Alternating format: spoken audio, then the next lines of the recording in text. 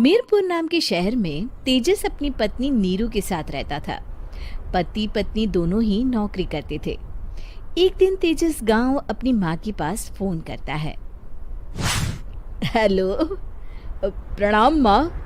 जीते रहो माँ, तुम दादी बनने वाली हो हैं? अरे वाह, ठीक है बेटा, मैं कल ही आती हूँ। जब माँ जी शहर पहुंची तो बेटे बहू ने बहुत अच्छे से स्वागत किया। लीजिए माँ जी, चाय। अरे गर्मा गर्म पकोड़े ले आओ माँ के लिए। नीरू रसोई में गई और 2 मिनट में ही पकोड़े ले आई। जी ये लीजिए। बहू, जादू से बनाए हैं क्या? अभी तो रसोई में गई थी।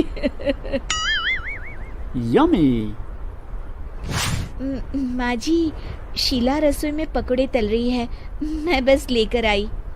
हे भगवान, मेरा धर्म भ्रष्ट कर दिया तूने। अब तो गंगा जल से शुद्धिकरण करना होगा। दूसरे दिन, माँ जी मैंने नाश्ता बना दिया है, ऑफिस जा रही हूँ। पर अभी तो घर का सारा काम पड़ा है। शीला आती ही होगी, झाड़ू पोछा बर्तन कपड़े वो सब कर लेगी। हमारे जमाने में घर का सारा काम हम ही करते थे। जी माँ जी, आप बहुत होशियार हैं, मैं घर ऑफिस दोनों नहीं संभाल पाती।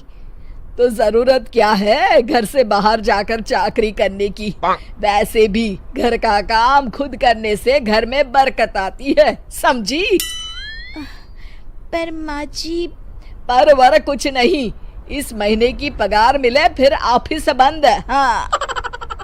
रात को नीरू तेजस से कहती है, सुनिए जी, माँ जी बोल रही थी कि मैं नौकरी छोड़ दूं।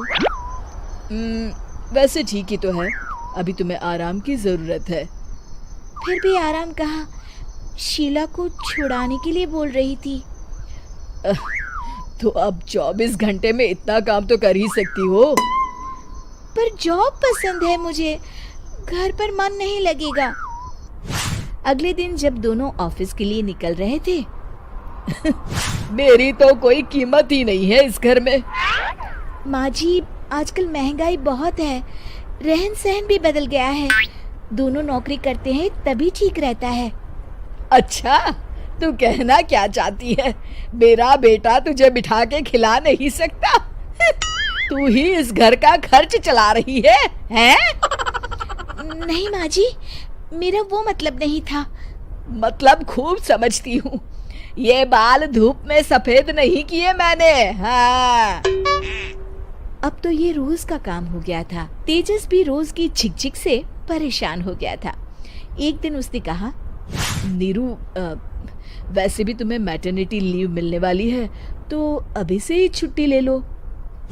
पर क्या, मेरी सैलरी अच्छी खासी है। आखिर नीरू ने रिजाइन कर दिया। जब बच्चा हुआ तो घर में सब बहुत खुश हुए। कुछ दिनों बाद तेजस फाइल देख रहा था। क्या हुआ तेजस, कुछ परेशान लग रहे हो? अब हाँ, वो हमारी जितनी सेविंग्स थी वो तो हॉस्पिटल में और छठी के फंक्शन में खत्म हो गई है नीरू। और अभी वैसे मंदी चल रही है तो मैं बोल रही थी कल मुन्ना को हेपेटाइटिस का टीका लगवाना है। नीरू, क्या पोस्टपोन नहीं कर सकते? नहीं जी, बिल्कुल नहीं।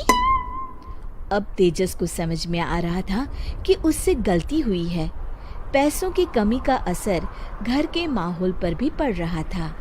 अगले दिन, बेटा मेरा चश्मा और ये दवाइयाँ ले आना, पर्चा देते हुए माँ जी ने कहा। जी। तेजस, मुन्ना के लिए दूध का डिब्बा और डायपर भी ले आना, और ये किराने के सामान की लिस्ट है, इसे भी लाना है। तेजस गुस्से में लिस्ट मरोड़कर फेंकता है और चिल्लाता है, पैसे क्या पेड़ पर उगते हैं? ये ले आना, वो ले आना। अरे पर ये जरूरत का सामान ही है। वो गुस्से में बिना कुछ कहे ऑफिस चला गया। अरे लंच तो ले जाइए। नीरू दौड़कर डिब्बा पकड़ाती है। एक दिन खाना खाने के बाद, नीरू, अब तो मुन्ना कुछ बड़ा हो गया, तो अब तुम वापस ज्वाइन कर लो ना जॉब। पर इस रिसेशन में जॉब मिलना बहुत मुश्किल है। ट्राई तो करो।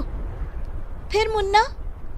माँ जी है ना, और एक फुल टाइम मेड भी लगा लेंगे। पर माँ जी, उन्हें तो पसंद नहीं। तभी माँ जी वहाँ आ जाती है और प्यार से नीरू के सर पर हाथ फेरते हुए बोलती है, अब मेरी समझ में आ गया बहू, पहले के और अब के समय में अंतर है। तुम काम शुरू करो, मुन्ना की जिम्मेदारी मेरी। मेरी प्यारी माँ जी, ये कहकर नीरू उनके गले लग गई।